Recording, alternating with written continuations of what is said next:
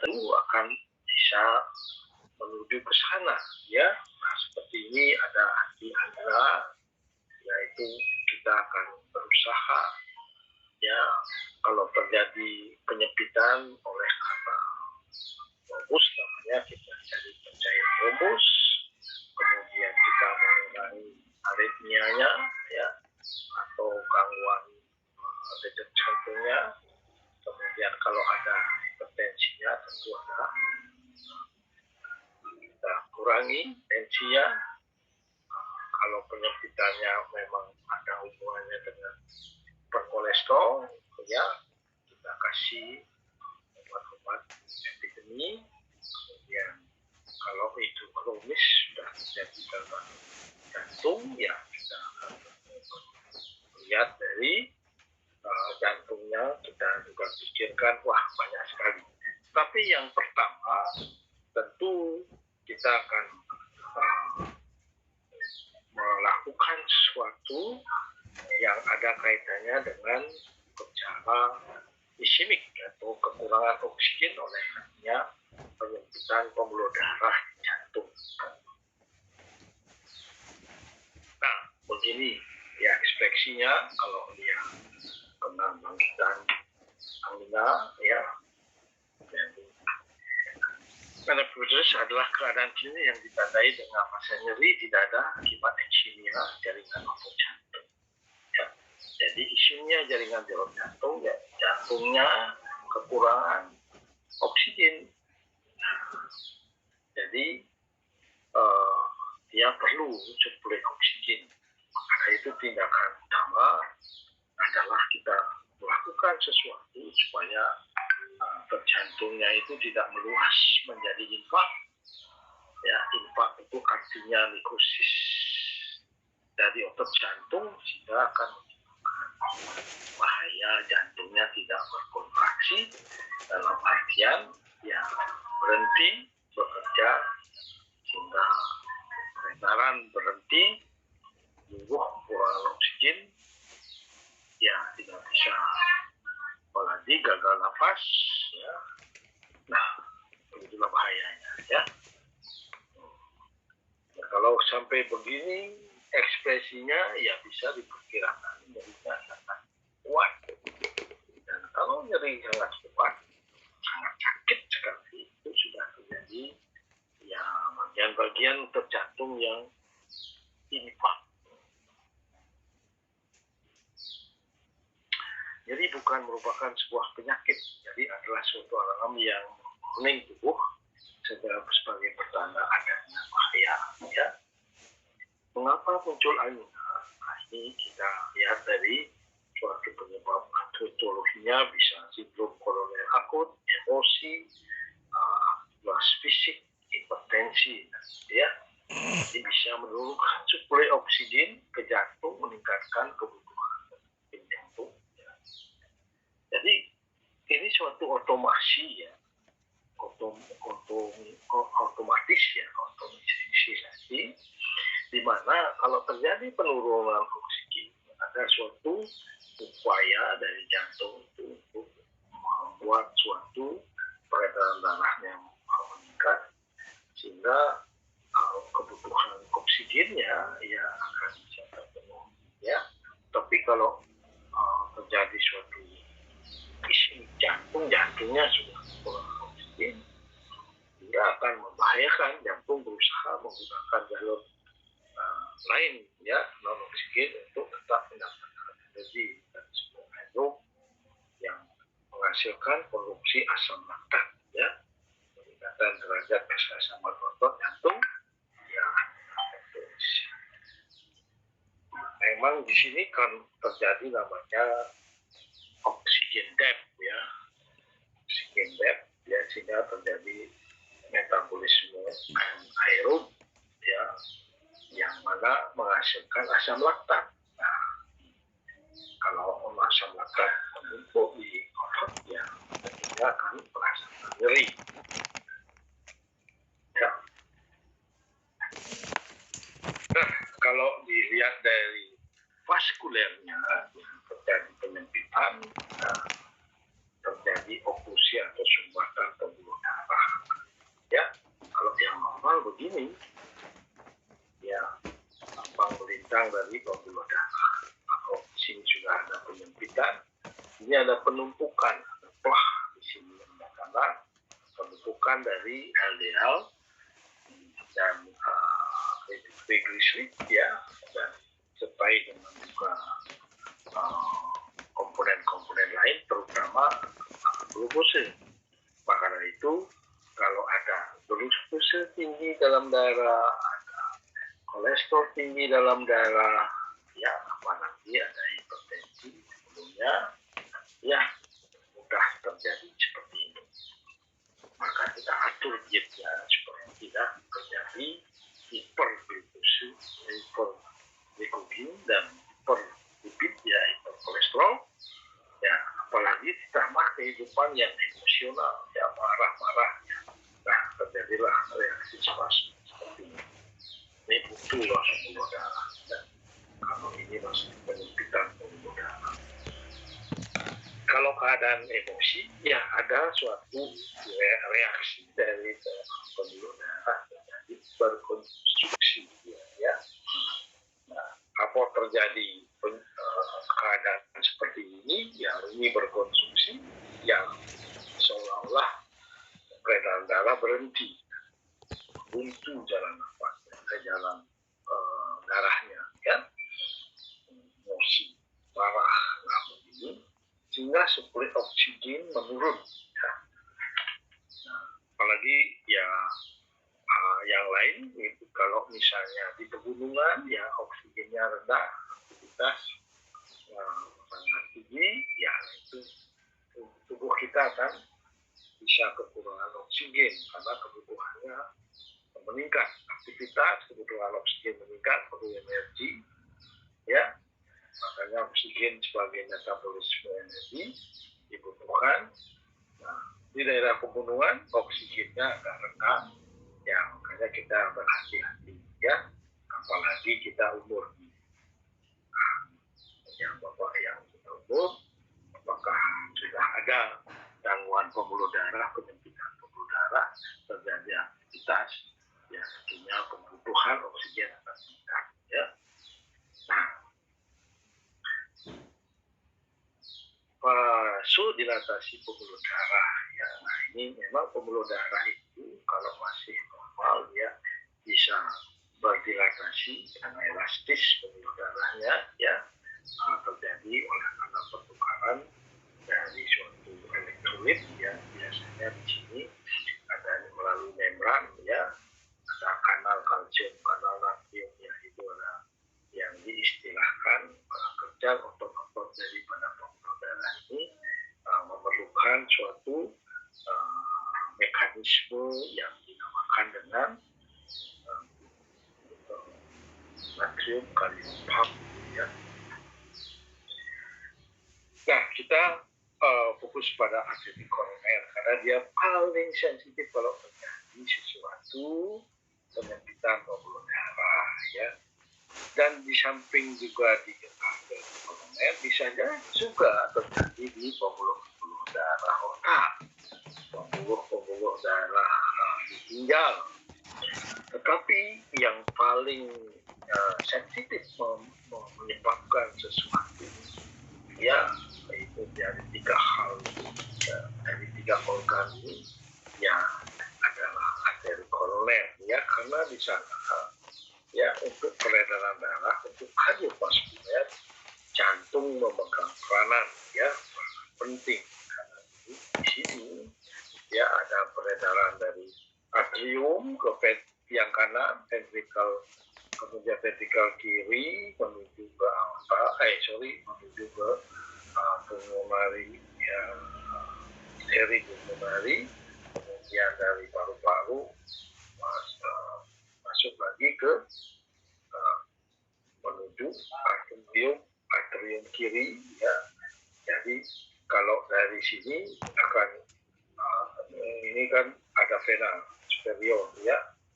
Itu ada juga vena pulmonaris, ya masuk ke atrium, darahnya yang sudah kemudian mengalir, kemudian masuk ke dari vena ini orang masuk ke paru-paru, kemudian kembali ke pulmonari, ya, menuju ke atrium kiri, menuju ventrikel kiri. Nah, di sini dikontraksikan atau dipompakan menuju ke aorta, baru ke seluruh tubuh, ya. Nah, jantung mendapat suplai oksigen dan nutrisi dari arteri koroner kiri dan kanan. Nah, di sini ada arteri koroner cabang dari aorta ini masuk, tidak kelihatan di sini arteri koronernya. Ada yang kiri, ada yang kanan. Ya, ini yang kiri, ya. Yang kiri, yang kanan, ya. Seharusnya akan nampak dari aorta ini arteri koroner, ya, agak besar, kemudian bercabang kiri, kanan, dan yang di belakang. Ventrikel kiri mendapat suplai dari atrium koroner kiri. Diameter arteri ini kecil dan berisiko terjadinya obstruksi. Ya, jadi setelah bercabang ke kiri dan ke kanan, ya, koroner kiri ini ya memang mensuplai pembuluh ventrikel kiri paling banyak, ya. Dan dia kecil, makanya kalau terjadi arteriosklerosis, ya, hati-hati pada arteri koroner, ya. Kalau sudah terjadi angina kritis, ya, tentu itu suatu gejala bahwa terjadi penurunan di arteri koroner, ya, kalau sudah terjadi angina, ya. Lesi dimulai dalam bentuk vendistrict usia 20 tahun itu sudah mulai, ya, lesi, ya, yang ada di pembuluh darah, ya. Kemudian akumulasi foam sel yang berisi lipid di subendotel daripada otot. Endotel itu otot dari pembuluh darah, ya. Nah, ini sel-sel ototnya, ya. Jadi cukup banyak sel otot. Nah, tapi kalau dia sudah berakumulasi, dia terjadi di sini, ya, di subendotel. Nah, sehingga ini menyempit, ya, terdorong di atas. Fibrous flat, ya, gambaran lebih nyata begini ini dalam mikroskop, ya, itu akan membesar ke arah lumen arteri, besar ke arah lumen, ya. Nah, ini, ya, ya, kalau ini spasme. Hanya angina pectoris itu akan bisa timbul oleh karena penyempitan adanya plak di sini atau arteriosklerosis, ya. Tetapi bisa juga oleh karena spasme. Nah, ini kan kosong yang itu, tapi dia ya, menurunkan aliran darah jelas, dan karena sudah menyempit begini, kalau ini arteri koroner, ya, di lumennya sudah ada plak, apalagi di ada spasme, makin menyempit, ya, menyempit. Nah, itu karena ada ischemic daripada jantung, ya. Ya, kalau dilihat keseimbangannya seperti ini, ya. Nah, jadi di sini kebutuhan daripada miokard oleh oksigen, keseimbangannya ada demand, ada suplai, ya. Kalau suplainya menurun, ya, tentu ada mekanisme daripada otot-otot kalau bisa memenuhi dekompensasi, dia meningkat kebutuhan. Nah, sehingga makin terjadi suatu ketidakseimbangan, ya, antara supply dan demand. Nah, kalau ini sudah kekurangan daripada oksigen dari kebutuhannya, terjadi ischemia, ya, ischemic. Ya, faktor yang mempengaruhi oksigen demand supply, nah, di sini daripada pembuluh tebal ke tipisnya pembuluh darah, ya, setelah itu ventricular volume, setelah itu left ventricle pressure, itu tekanan daripada ventricle kiri, ya. Nah, makanya disinilah adanya suatu dinding, tekanan dinding pembuluh darah, kemudian ada rate daripada jantung, kemudian ada namanya ya bagaimana nilai kontraksi daripada pembuluh darah atau jantung, atau otot pembuluh darah dan jantung. Kalau heart rate ini kan kemarin saya sudah melaksanakan suatu ya dalam yang otonom mengatur daripada ritme pembuluh darah. Kalau tidak ada itu, ya, nah ada sistemnya, sistem nodes, node dan ventricle node, ya, listriknya ada mengatur ritme, ya. Nah, makanya disinilah yang memenuhi kebutuhan oksigen. Tetapi kalau oksigen supply itu pasti tergantung pada pembuluh darah koroner, ya, tekanan aorta, koroner persisten, ya, kemudian koroner spasmus, ya, agar tahanan pada pembuluh darah koroner, ya. Nah, kalau di sini ada kolateral kontak dari pembuluh darah, kalau masih bisa memenuhi, ya tentunya akan terjadilah berat flow-nya terpenuhi. Tetapi kalau ini terjadi gangguan, ya, dan di sini tidak terjadi kolateral, ya, tentu akan mengganggu dari oksigen supply, ya, akan terjadi hubungan dari supply ini dihubungkan distribution itu dan epi dihubungkan, dan ini ada di ventricle oksigen difference, ya, berbeda. Nah, itu di cerita mengenai oksigen demand kita, oksigen supply. Jadi ada dua komponen yang besar, ya, yang sangat dipengaruhi oleh faktor-faktor pembuluh darah, volume dari ventricle, kemudian tekanan dari left ventricle, ya. Kalau orang hipertensi, left ventricle-nya pasti meningkat, ya. Kalau misalnya terjadi gangguan di klep pembuluh darah, itu yang tricus spinalis namanya, ya, volume ventricular ini akan terganggu, ya. Atrium meningkat, kadang-kadang ventriculnya menurun, ya, terjadi stagnasi, ya, tergantung dari pembuluh darah, ya. Nah, oke, itu sama saja. Nah, ada tiga tipe angina, ya. Di sini ada angina yang klasik, istilahnya ada essential, typical, atau stable. Yang paling umum disebut sebagai stable angina, ya. Jadi angina yang stabil, bentuk yang paling umum, ya, 90%. Insufisiensi koroner disebabkan oleh sumbatan terjadinya aterosklerosis. Serangan terjadi saat beraktivitas. Kalau angina stable angina ada beraktivitas berat, seperti olahraga berat, kerja berat,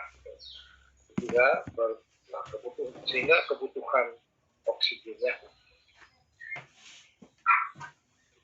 Kalau terjadi aterosklerosis atau penyempitan terjadi dari hilang dengan waktu istirahat, nyerinya akan ingat ini, ya, khas, ya, beda dengan kalau seandainya namanya varian French mentals atau res angina, ya, French mentals angina.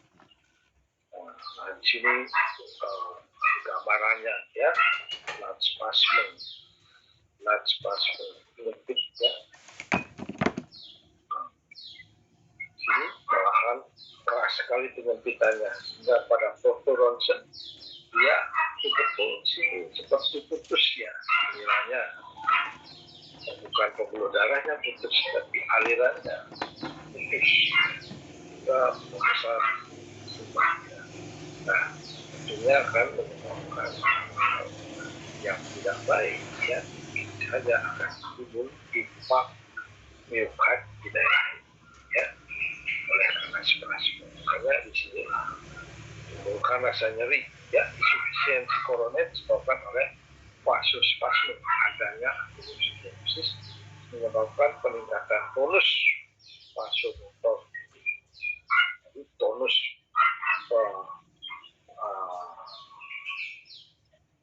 itu tekan, ya, meningkat dan terjadi spasme, ya. Jadi vasomotor ini, ya, tentunya di sana ada obat, ya, yang bisa menyebabkan dilatasi dan penyempitan. Tetapi karena ini terjadi apostosis, sehingga terjadilah spasme. Serangan sering terjadi saat istirahat, ya. Ya, kalau tadi secara aktivitas, ya, artinya adanya aktivitas. Kalau ini, ya, saat istirahat, misalnya saat tidur tengah malam, ya, itu membedakan spasme, ya, dan memang betul-betul pure terjadi penyempitan. Nah, sekarang unstable angina, ya, akut koroner sindrom, masalah serius. Nah, ini yang serius, ya, mungkin terjadi nantinya miokard infarksi. Inilah yang mempengaruhi terjadinya miokard infarksi. Disebabkan oleh aterosklerosis Plaque, platelet aggregation pada fracture Plaque dan vasospasme. Jadi double di sini. Adanya aterosklerosis, ya, tentu penyempitan daripada pembuluh darah. Ya, kalau aktivitas yang meningkat, ya, tentu kebutuhan dari oksigen akan meningkat, ya. Tapi karena adanya penyempitan pembuluh darah, ada ischemik, ya, terjadi ischemik, ya, tentu kami bisa menggunakan rasa nyeri karena, ya, ada cerita seperti tadi, ya, adanya kebutuhan dari oksigen meningkat dengan secara kompensasi, ya, yang menimbulkan asam laktat terjadilah dari, ya. Nah, kalau di sini kenapa dia sangat masalah serius? Karena kemungkinannya terjadi suatu pecahan daripada plak, ya, atau lobeknya plak, dia kemudian akan teragregisasi menjadi suatu fokus yang menyumbat. Di sini bukan menjepit lagi, ya, sudah sempit, sudah menjadi spasme, sehingga ada plaknya yang pas menjadi trombus yang teragregisasi. Nah, itulah suatu kebutuhan, ya. Nah, itu, ya. Nah, kalau sudah buntu, terjadilah bukan infarksi. Sekarang obat angina, obat pelebar pembuluh darah, infoglisin, ya, obat penghambat beta kardiak sedikit, penghambat denyut jantung sehingga mengurangi beban jantung dan relaksasi pembuluh darah. Kemudian ada kalsium antagonis, ada obat untuk mengontrol LDL, kolesterol, dan potensi. Obat pengencer darah, aspirin, clopidogrel atau Vicodin. Nah, itu, ya. Kemudian yang paling sekarang sudah mampu ya para ahli radiolog pemasangan ring atau bypass. Nah, beda antara ring dan bypass. Kalau misalnya ya kapasitas daripada jantungnya atau fungsi jantungnya itu kurang dari 46%, nah itu ya percuma dipasang ring. Nah, dia harus bypass. Bypass itu ya penyambungan ya dari koroner ya melangkahi kebutuhannya apalah pembuluh darah baru untuk membypass daripada kebutuhan baik menuju ke jantung. Nah, kalau pasang ring ya tentunya yang masih tunggal ya. Ini kalaupun ada muka impak ya masih ya tidak seluas dari kalau kita membutuhkan bypass ya, sehingga dengan pasang ring kita bisa memenuhi kebutuhan oksigen ya, atau suplainya sudah bisa memenuhi kebutuhan yang dibutuhkan oleh jantung itu supaya bisa berfungsi dengan baik ya. Nah, jadi obatnya seperti ini ya. Jadi obat pelebar pembuluh darah ya, nitroglycerin. Kemudian ada obat penghambat beta kardiak selektif ya. Kalau misalnya supaya obatnya tidak begitu berat daripada jantung oleh dia pengaruh kebutuhan itu, maka ritmenya dikurangi supaya ya ada relaksasi pembuluh darah ya.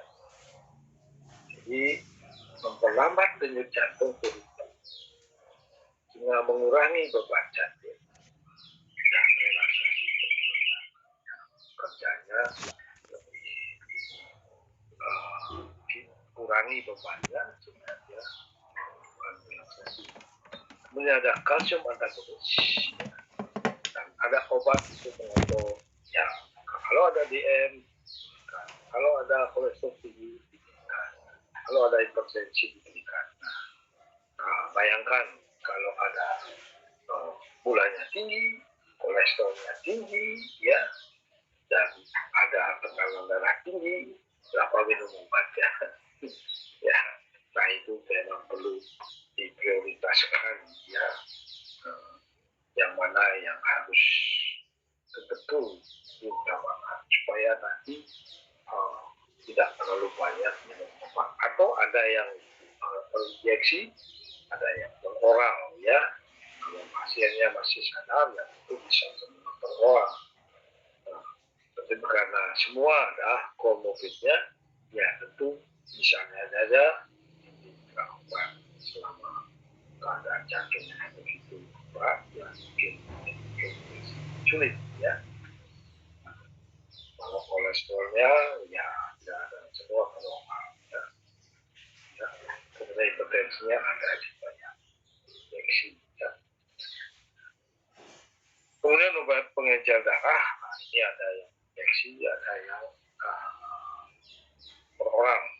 Kalau misalnya pengencer darah yang favorit ya itu bisa, itu biasanya pada saat bangkitan, pada saat pasang ring itu pakai itu. Tetapi kalau dia sudah post operasi pasang ring, nah ini biasanya yang tablet ya, bisa kombinasi aspirin dengan tablet atau single drug ya, aspirin mungkin saja bergantung dari keadaan pasien ya.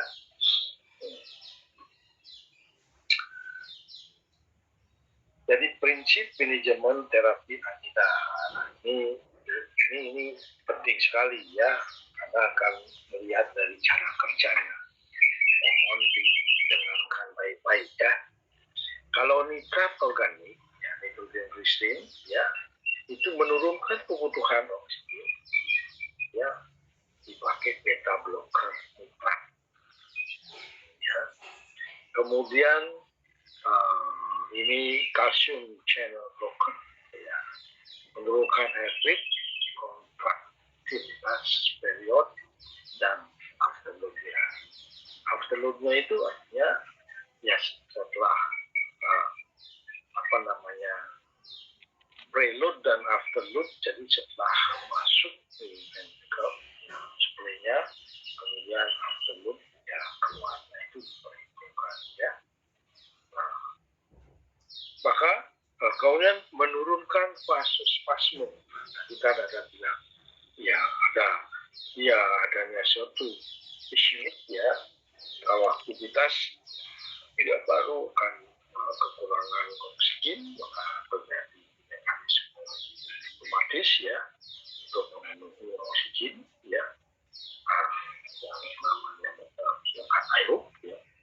Nah sekarang kalau dia vasospasme ya, kita pilih nitrat ya, kemudian juga kalsium channel blocker ya, angina seperti contohnya angina varian dan unstable.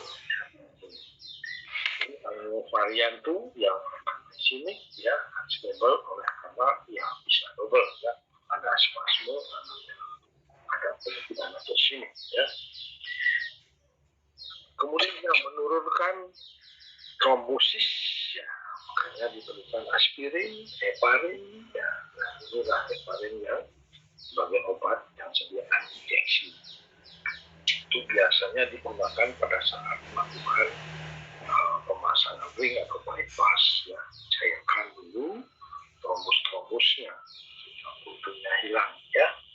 Menurunkan faktor risiko kardiak ya, seperti kontrol hipertensi ya, seperti DM, hiperlipidemia, dan kurangi berat badan, karena olahraga, kurangi berat badan ya, diet rendah lemak, stop rokok.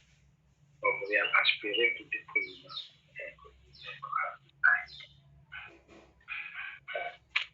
jadi contoh dari nitrat ya, itu ada nitroglycerin, kemudian ada propranolol, labetalol, nah itu bisa berubah ya. Kemudian kalsium antagonis, ya. Blocker itu nifedipin, verapamil, thiazide. Nah, sebagai mahasiswa farmasi ya ya. Kalau dari nitrat organik ya, kalau beta blocker ya, kalau kalsium antagonis ya. Okay. Nah, jadi manajemennya diterangkan seperti ini. Mana vasospasme, mana kebutuhan menurunkan kebutuhan oksigen ya. Kemudian kita juga menurunkan trombosis, menurunkan faktor risiko kardiak. Faktor risiko kardiak di sini ada DM, ada hipertensi, ada hiperlipidemia, dan ya olahraga, menurunkan berat badan dan seterusnya ya. Nah, makanya di sini perlu pemberian aspirin untuk nanti ya faktor tertentunya oksigen mungkin menyebabkan ganggu agregasi daripada sel-sel darah merah akan menyebabkan suatu trombus ya, sehingga dia bisa mengurangi faktor risiko kardiak. Kalau buntu kardiak itu kan terganggu ya, yang terjadi hal-hal yang tidak diinginkan secara kompleks ya. Terapi angina stabil, serangannya akut, kalau serangannya akut ya, kita pakai glycerin nitrat ya, trinitrat sublingual dengan GTN ya. Jadi kita minumnya, maaf ini saya pernah melakukan sendiri ya, jadi saya perkirakan ada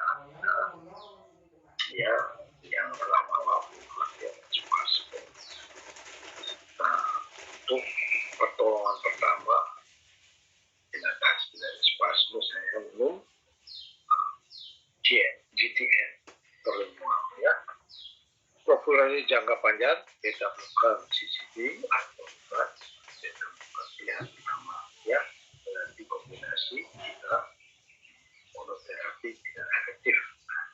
Nah, sekarang saya sudah kombinasi jangka panjangnya, saya beta blocker dan inhibitor untuk preventifnya. Ya,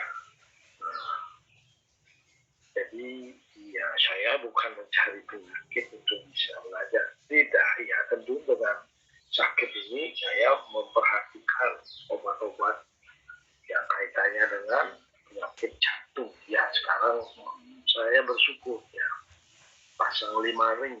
Ya. Jadi ya saya sangat berterima kasih ya sama teman-teman saya, dan ya mudah-mudahan dengan cara hidup yang saya lakukan sekarang cegah ya, saya memang masih minum obat ya, efek nitrat ya,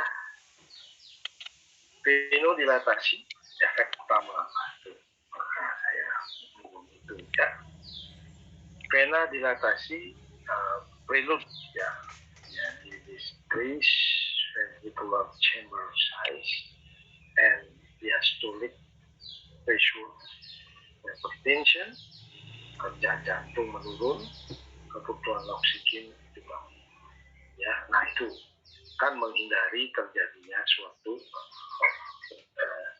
oksigen ya yang asam laktat meningkat ya, juga akan menimbulkan suatu rasa nyeri ya. Kemudian retribusi aliran koroner daerah subendokardial adalah yang paling isi. Kita organik secara selektif mampu meningkatkan aliran darah ke daerah sini. Aliran koroner total tidak meningkat. Jadi di dalam cara kerja daripada nitrat ini, efek jantung ini sangat selektif ya. Justru seolah dia bisa mendeteksi di mana resiko yang terjadi, dia akan aliran darah itu dipilih yang menuju yang ischemic ya. Secara total tidak akan meningkatkan aliran koroner, tetapi khusus spesifik di mana terjadinya ischemic, menghilangkan vasospasme ya, pada akhirnya vasospasme spastik ya. Nah, memang aterosklerosis ini ya kadang-kadang seperti berfungsi ganda ya. Selain menyempitkan daripada pembuluh darah, dia juga meningkatkan tonus ya, sel-sel otot dari pembuluh darah ya, jadi spasme, tonusnya meningkat, spasme seperti kejang ya, spasme ya. Nah itu makanya pada kuliah keseimbangan cairan dan elektrolit itu penting sekali ya. Kalau misalnya terjadi hipokalemi, apalagi kita juga hiponatremi, ya tentunya akan mudah terjadi kejang ya, ya termasuk kejang otot yang ditakutkan adalah di arteri koroner ya. Nah, jadi nah itu bayangkan saja ya, betul-betul kompleks ya antara satu dengan yang lain. Keseimbangan cairan elektrolit bisa juga mempengaruhi dari otot-otot pembuluh darah ya, atau masuk ke otot yang besar, cukup muskuloskeletal ya. Tetapi hal-hal yang kecil-kecil dan halus ini dan dibutuhkan untuk suplai oksigen pada organ jantung yang utama untuk kehidupan ya, kita harus jaga dengan baik. Nah ini, jadi saya ada menyinggung afternoon ya, kemudian juga ada nanti prelude ya. Prelude ini ya tentunya datang ya ke atrium, kiri, kemudian kalau afterload ya ini menuju ke bawah ya. Nah, ini ya, jadi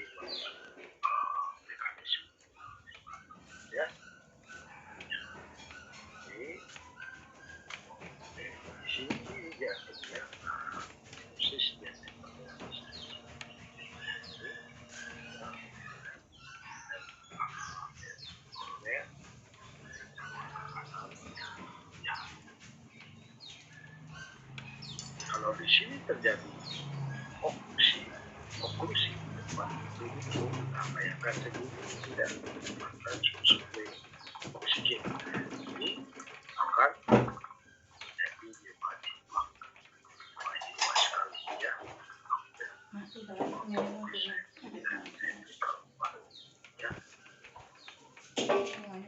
Ada kayaknya Mbak Cana? Tadi ya ada yang mengenai heart rate ya, contractility dan wall tension. Nah, ya di sini bahwa ya program jantung. Tetapi keseimbangan ya suplai pembuluh darah, suplai dari oksigen ya.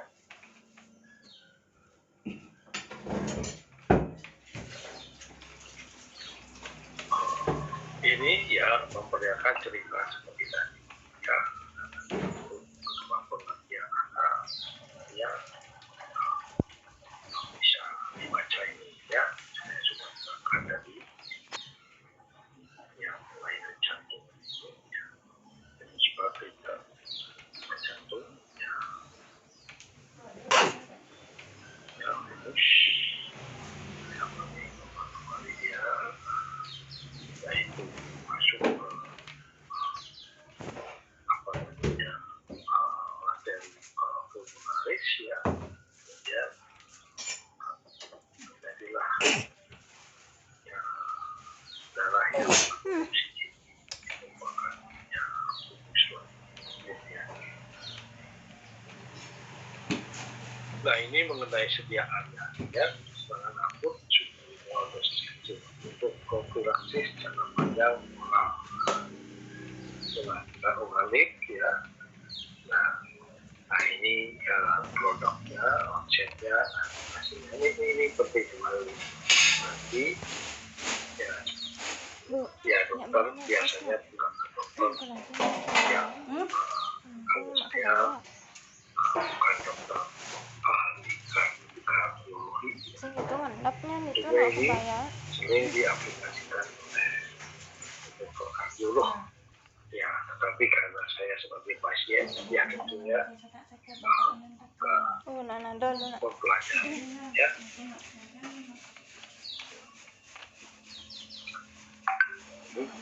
Keahlian daripada farmasi untuk melihat durasi ya, inisial dosnya dan omsetnya ya. Nah itu. Tapi memang sih ya, cepat ya. Ini mungkin listrik dan pakai rasa yang sublingual juga durasinya ya berisikan. Oke, jangan mau bekerja ya. Yang ini sering sekali kita temukan di oke. Nah, kontraindikasinya ada riwayat hipertensi akut infection,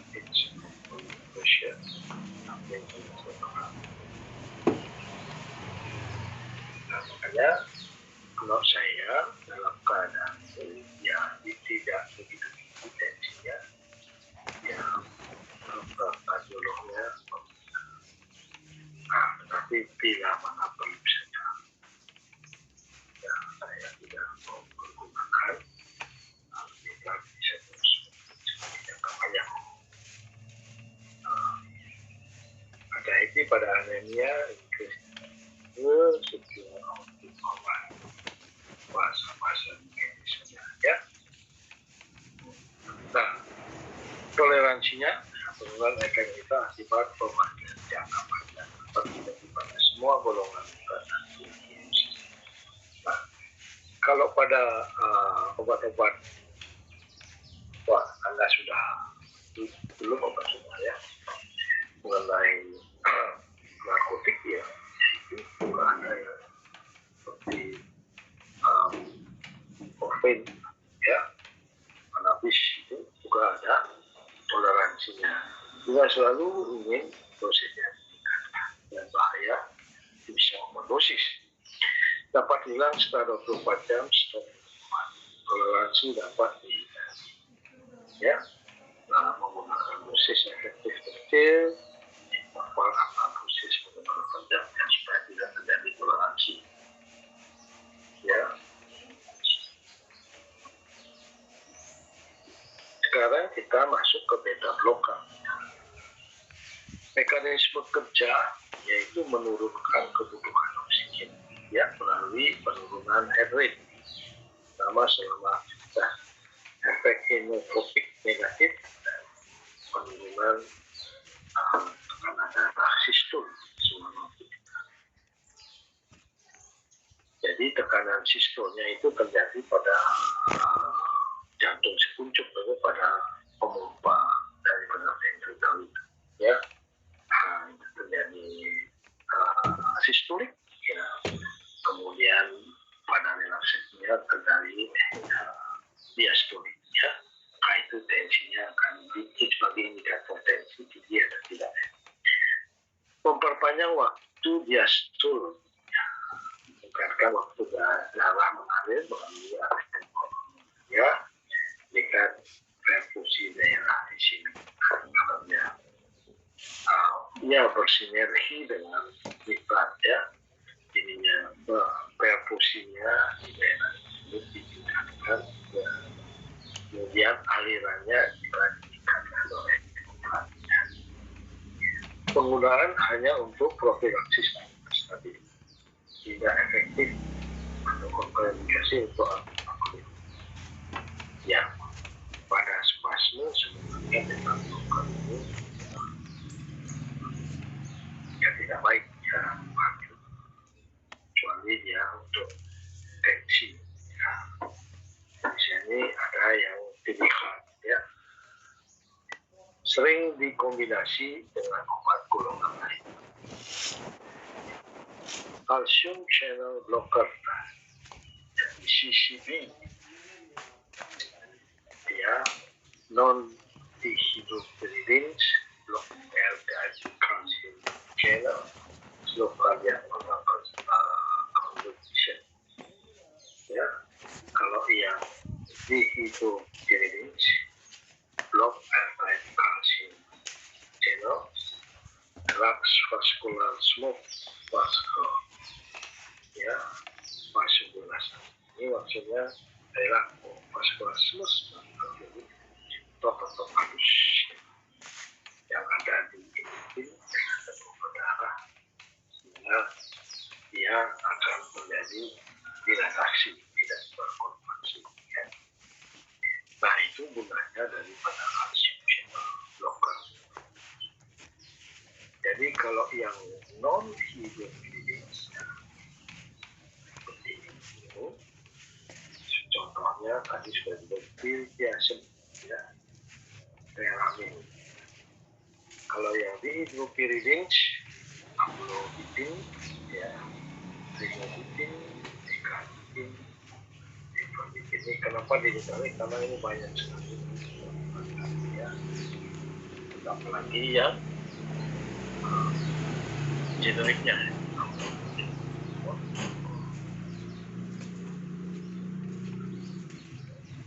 Nah, itu sebagai CCB ya. Ada 3 hal penting dalam pengobatan angina ya. Ada yang miklat, yang blocker, ada CCB ya. Mekanisme kerja mohon diperhatikan ya. Blok calcium influx melalui type channel pada otot jantung dan otot bonus masuk vaskuler sehingga ya, jadi dia cara menurunkan keperluan oksigen ya, memiliki vaskuler sinus dan AV node blockers dan cara kerjanya justru blok dari sinus dan AV node blocker yang ini mengatur denyut jantung sehingga dia menurunkan heart rate atau denyut jantung ya. Kemudian menurunkan kalsium influx selama fase precoaksi potensial.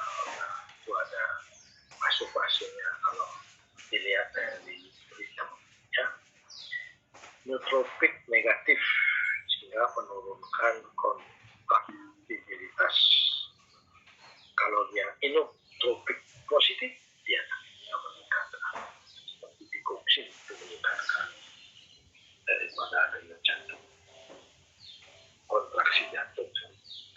Menurunkan kalsium intrasel, ya, vasodilatasi terutama dari menurunkan alpha loads, ya, sehingga menurunkan blood pressure.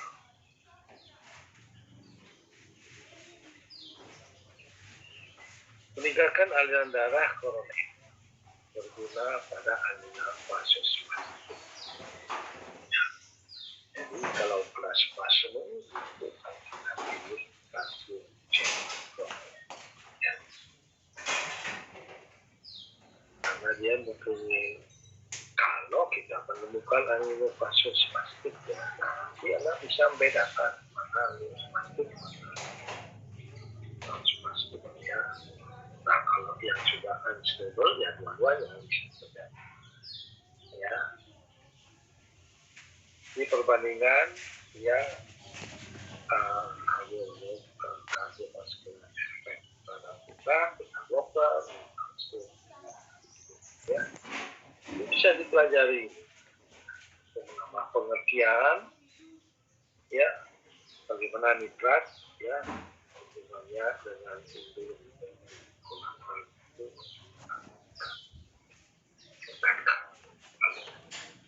kalau beta blocker ada yang kalau kalsiumnya ya, semua. Tapi kalau well tensionnya justru ini menurun, heart rate-nya dan kontaktivitasnya meningkat. Beda dengan beta blocker.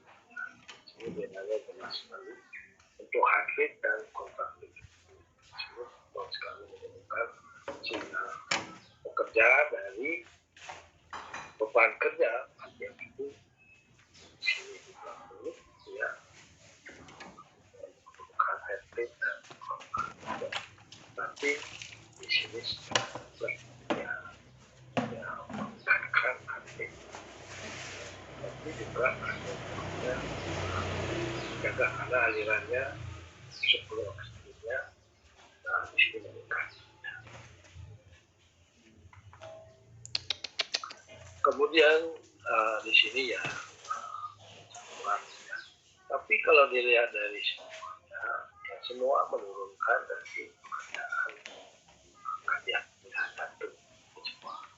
Ya, nah bedanya di mana ya? Nah, bisa belajar.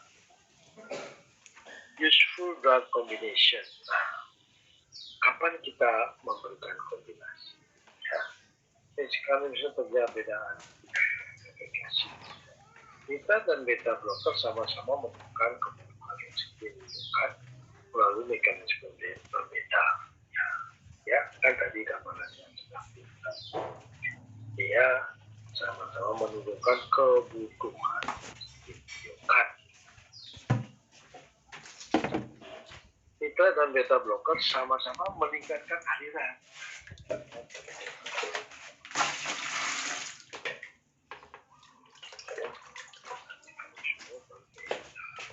Beta blocker dapat mencegah takikardia dan efek inotropik positif yang disebabkan oleh nitrat. Jadi mencegah ada inotropik positif. Ya. Kalau tadi ada inotropik negatif kan memang bisa kalah efek. Mencegah inotropik positif tentu yang ditingkatkanlah inotropik negatif. Nitrat mencegah koroner vasodilatasi akibat beta blocker. Nah, jadi ini kalau dikombinasikan, nitratnya bisa sebagai sudah terlepas karena positif itu kita dapat menemukan peningkatan yang disebabkan oleh beta blocker dengan jalan karena beta blocker itu dia juga menyebabkan dilatasi daripada vena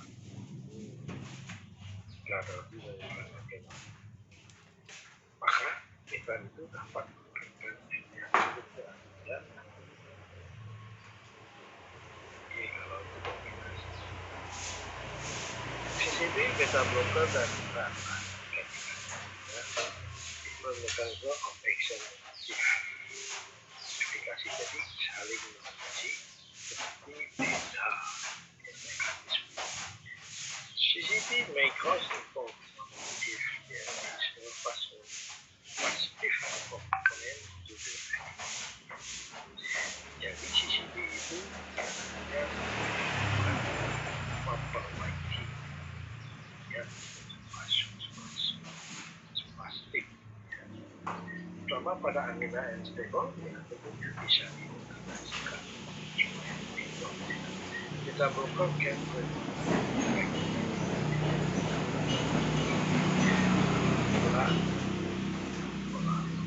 menambah yang lain untuk tidak terjadi takikardia. Takikardia itu ya cepat.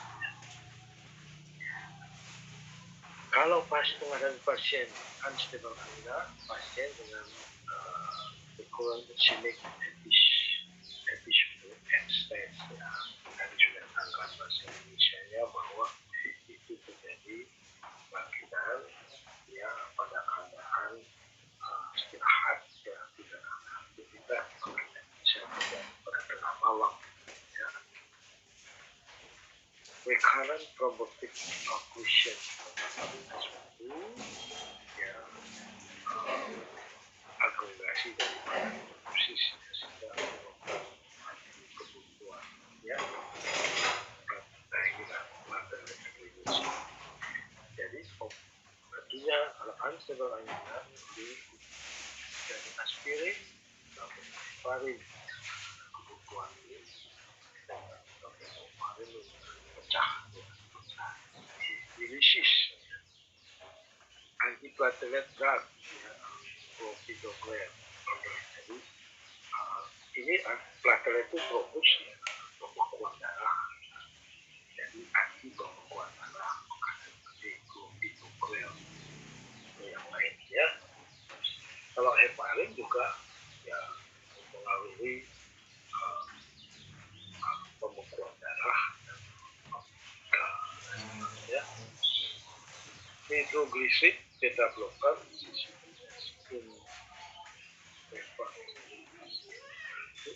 makanya kombinasi ketiga ini ya dipakai ya kadang-kadang ya kombinasi dua tiga ya tapi kalau unstable ini lebih baik kombinasi ya, karena saling menambah potensi ya oke ya jadi untuk angina saya kira cukup sekian tapi nanti saya ingin tambahkan yang lain ya masih ada waktu ya. Dan memang akan tadi kan ada cerita teopula heparin dan juga ya aritmia ya itu tambahan ada yang bertanya?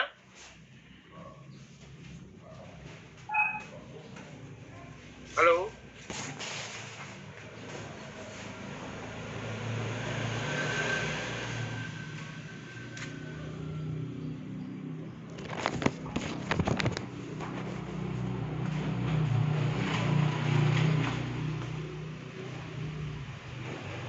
Apakah bisa dilanjutkan?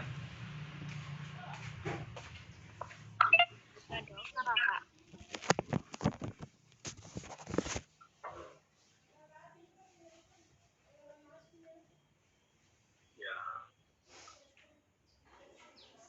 karena terjadi suatu kebuntuan pembuluh darah atau hipertensi tinggi, terjadi penebalan pembuluh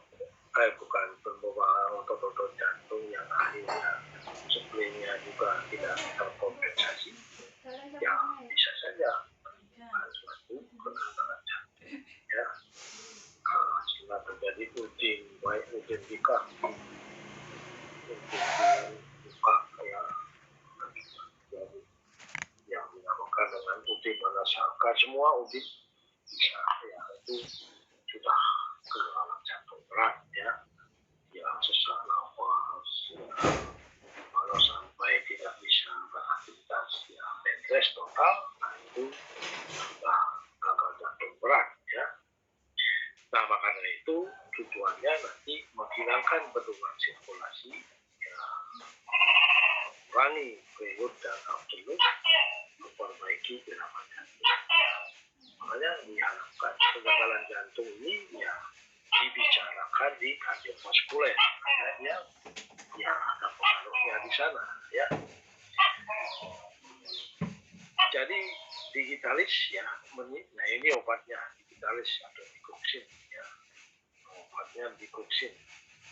Digitalis meningkatkan kontraktivitas, memperbaiki irama jantung, contoh digoxin, ya. Di golongan digitalis ada digoxin. Efek sampingnya total anti-block, keracunan digitalis menurut hati-hati. Memberikan obat digoxin, ya, kontrolnya ketat. Kemudian diuretik, ya, nanti kan ada bendungan, ya, yang kerja menurunkan volume cairan ekstraseluler, menurunkan preloadnya, ya, masuk ke jantung itu preload, ya, darahnya, cairannya akan dikurangi, ya. Karena kalau sudah terjadi udin, ya, nanti efeknya juga sampai mengurangi udin, ya, buat menjadi kencing, ya, kencing air. Tapi di sini diuretik ada macam-macam, sudah saya kemarin, ya, ya, ada golongan biasa, jadi itu ada golongan yang karbon, ya, ada lurus. Nah itu, ya, ada yang irit dari kalium, nah, semua itu ada side effect-nya, ya, itu atau kalau biasa, ya, meningkatkan urine atau sis, dan tindakan menghambat reabsorpsi daripada NA, ya. Nah, sehingga NA-nya banyak keluar, diikuti juga yang lain seperti kalium, ya, karena bisa dia jadi hiponatremi dan dikeluarkan melalui kencing. Nah, kalau di sini contohnya lasik, ya. Lasiknya bukan diasid, ya, furosemid, nama katanya lasik. Efek samping gangguan elektrolit, ya, dan impotensi adalah seksual. Dubutamin, mekanisme kerja meningkatkan curah jantung dengan memperbaiki kontraktivitas, menurunkan resistensi perifer, ya. Efek samping takikardia, mual, sakit kepala, takikardia jadi jantung meningkat, ya.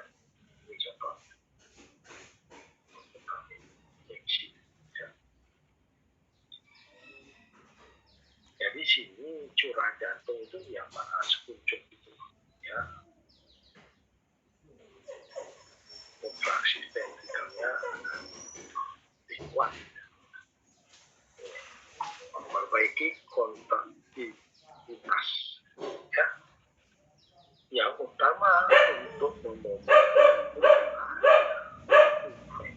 diri, terus lupa, ya. Tapi ada efek sampingnya.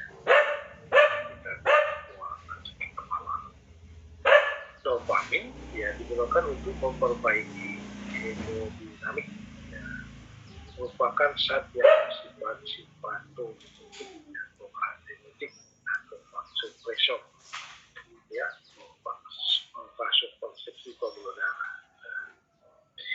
Nah, di sini kalau misalnya dia dalam keadaan tensinya tinggi, ya hati-hati. Ya, biasanya kalau sudah gagal jantung, ya tentunya karena akibat daripada tensi tinggi, ya terjadi penebalan ventrikel, ya tentunya jangan takut itu ya, bahaya karena dia konsumtif.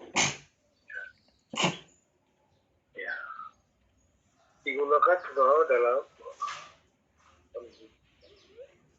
penderita gagal jantung akut dan shock kardiogenik. Nah, kalau shock kardiogenik berarti ya dia sudah tidak mampu berkontraksi, maka dia perlu adanya suatu rangsangan melalui ya simpatomotorik yang menyebabkan vasopresor.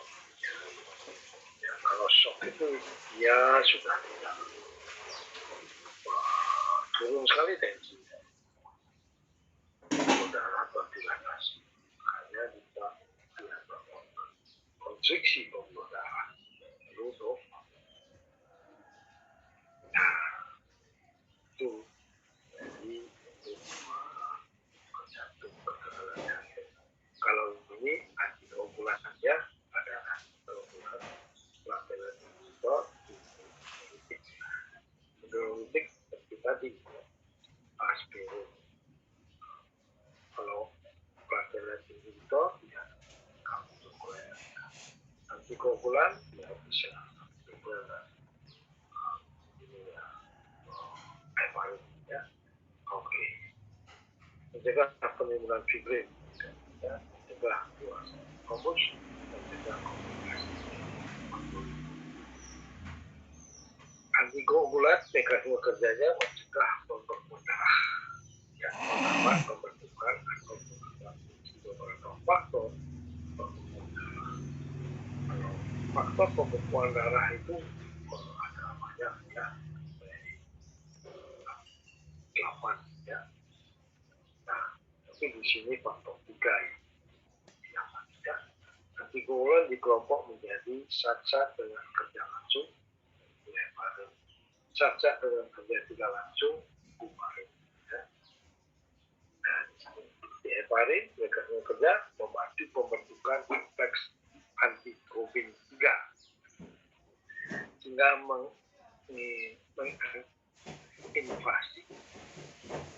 sehingga inaktivasi trobin dan mencegah konversi hemoglobin menjadi fibrin. Inilah atau komponen yang pembekuan, ya. Ya, jadi antitrobin 3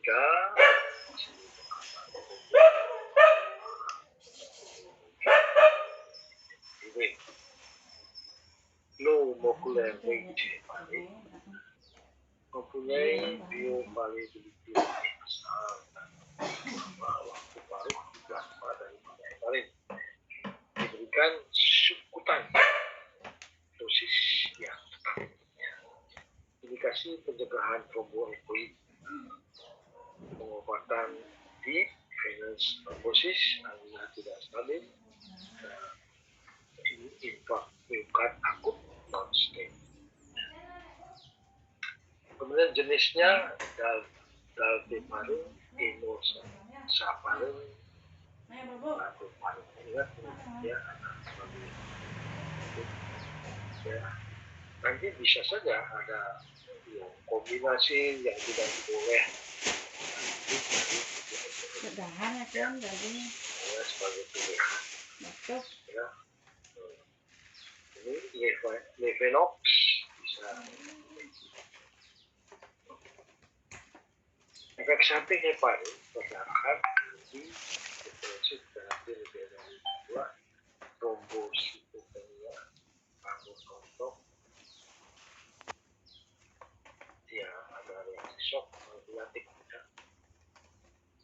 kasih shock nanti kalau menakutkan sekali ya, baru masuk obatnya dikit sudah jadi shock baru ya, kita harus bergerak ya. Shock itu kadang-kadang ya kena kardiak arrest namanya, seperti jantungnya mengasuh ya. Nah itu kita harus bagaimana ya, kalau tidak ada alergi ya dia lebih leluasa ya. Ya, tapi ini ada reaksi shock. Nanti kalau dengan attitude-nya ya misalnya kasih penyakit alergi lagi, waduh usahanya. Nah itulah ya resikonya jadi dokter. Kemudian ada kumarin ya, sebagai antagonis vitamin K ya, menghambat faktor pembekuan darah yang dihasilkan di hati. Protrombin, contoh 4, warfarin, asinokumarol, fenprokumon. Nah, misalnya kalau saya sebut ya sebagai antioksidan yang langsung bekerja ya, ya apakah asinokumarol atau ya yang di sini di Sapar atau Linox. Kita bisa jawab kan kalau Anda memperhatikan ya. Platelet inhibitor ya, menghambat agregasi. Kalau platelet ini agregasi, platelet itu di selnya ya, jadi sel-sel trombositnya dicegah supaya tidak agregasi, bukan namanya platelet inhibitor. Penggumpalan darah sebagai akibat dari agregasi trombosit akan terjadi bila darah melewati suatu permukaan yang kasar ya, seperti dinding pembuluh darah yang rusak atau meradang. Contohnya proteinuria arteriosklerosis, kemudian ada plah yang pecah ya, nah itu kasarnya permukaannya. Nah inilah akan menimbulkan bisa penggumpalan darah dari agregasi ya. Jadi agregasi itu kan melewati suatu permukaan yang kasar ya. Nah obatnya aspirin, diklopidin, clopidogrel, ya. Nah di sini ada yang melalui prototik, ada yang melalui faktor pembuatan darah, dan juga ya vitamin K ini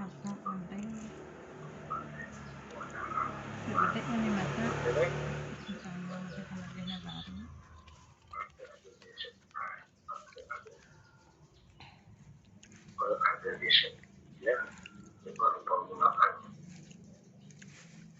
ya terjadi proses injury di sini ya kasar, maka plateletnya akan menuju kemari dia ya, kembali terjadi reaction di sini ya, namanya platelet reaction, platelet aggregation ya.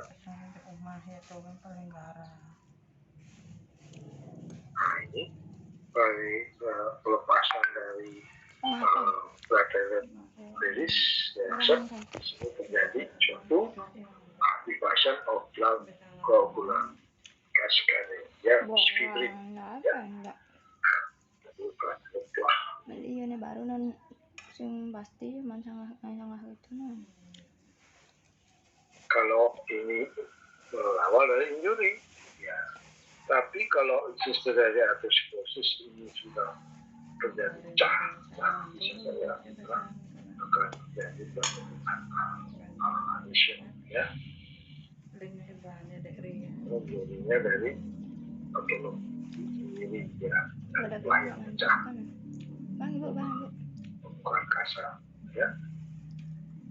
Oke. Melakukan kriminal.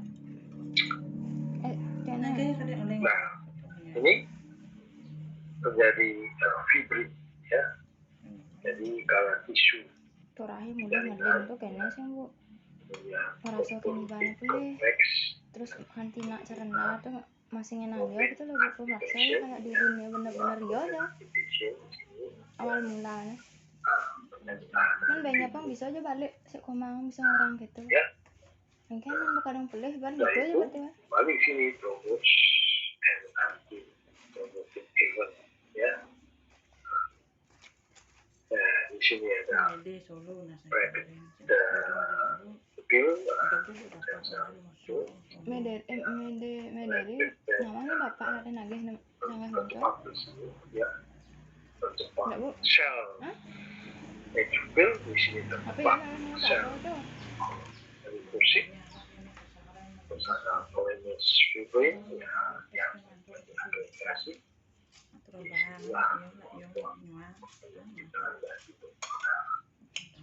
dipecah ya bola seperti tadi ada trombolitik ya disebut juga fibrinolytik ya. Nah, ini mahal sekali obatnya ya. Mekanisme kerja melarutkan fokus cara bisa keluar lenggrup nopo keluar ada bobrok sudah di sini yang dapat mas fibrin menghancurkan gumpalan nah kan di IG kan ya.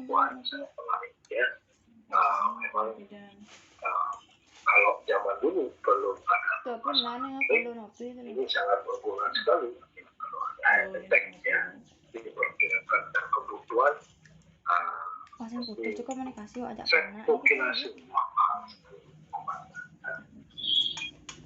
dan ini sangat menarik ya tentunya bisa dibincangkan ya efek samping pendarahan untuk pendarahan untuk dengan pendarahan jadi ya apapun yang kita lakukan ya sebagai pengobatan terapi banyak pertimbangan ya. Tuh yang merasa salah ngomong Bagaimana kalau terjadi ya walaupun obatnya sangat kalau sudah didiagnosis itu betul ada suatu kebuntuan fokus memori maka kita memerlukan obat yang mahal ini ya karena dia bisa melisis.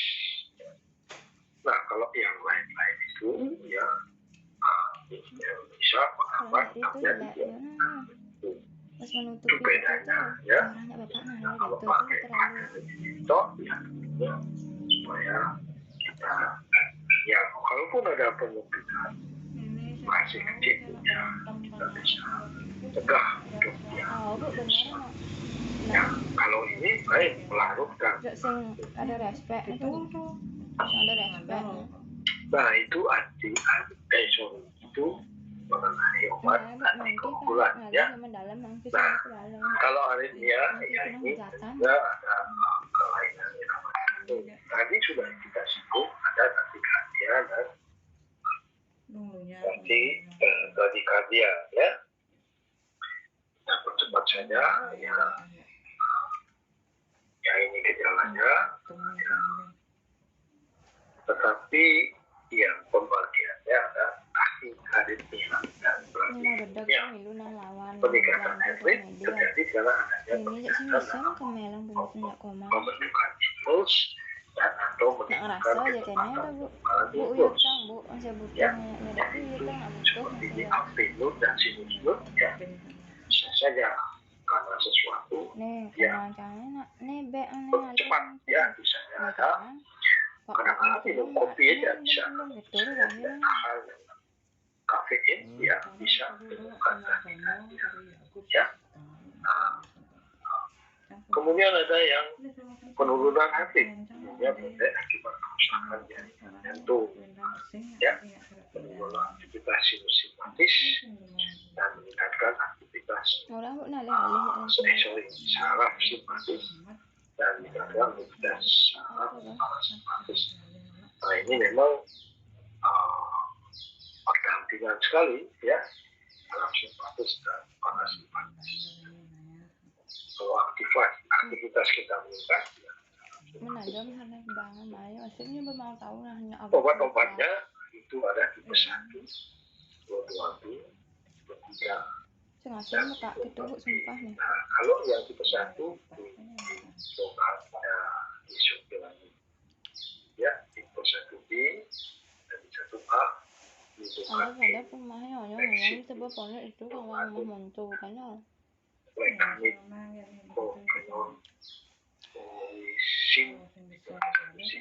Polisin, orang nggak ada sejelek masih lapis bon ini kalau tipe 1-nya ya rasa nak gelambang ini kok bisa muncul beta blocker lagi sih nak air ibeng udah kayak gitu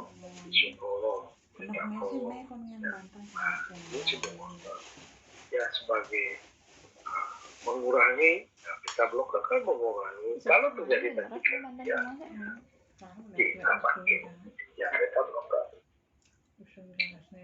Kalau AB juga kemudian tipe 3 aminodarong, lithium, profitidin, itu dilit, peramalin, biasa kelihatan tadi untuk apa? Lagi, makanya itu perlu setelah kuliah ini ada yang mengajar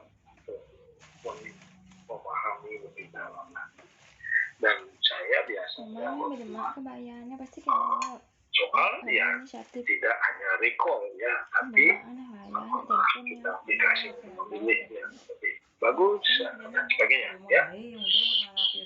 Kemudian melihat cara kerjanya, melihat efek sampingnya, ya. Kalau tipe 1 memblokade ion natrium. Kemudian digunakan pada kaki aritmia ventrikuler. Efek tergantung kecepatan. Digunakan apabila masuk kan SMA nang alih bus KL atau resisten terhadap obat lain. Ya. Ini bukan KL, kami kontraindikasi.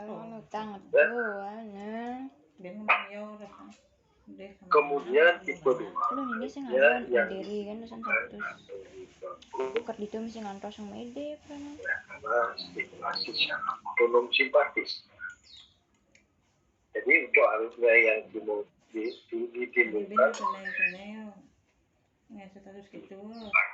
atau diperburuk tapi jujur kadang itu merasa gadak banget ya bermanfaat pada aritmia yang berasal yang disebabkan oleh aktivitas stres atau olahraga. Makanya karena ada namanya dislipidemia yang psikologis yang aktivitas kan kayaknya pernah jadi maksudnya pedalam lah gitu kayak kayaknya nak sorot timbal kan kita berarti kan mau menikah ya ada napas jak duto adunya makanya itu pakailah tipe 2 ya. Tipe 2 ini penting sekali keterangan ya. Bermanfaat pada aritmia yang berasal atau yang disebabkan ansitas, stres atau olahraga ini yang juga ansitas stres.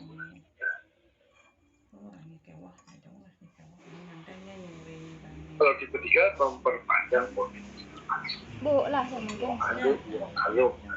Jadi ada memblokade kalium. Sing mungkin sing mah. Kalau di sini memblokade kalium ya.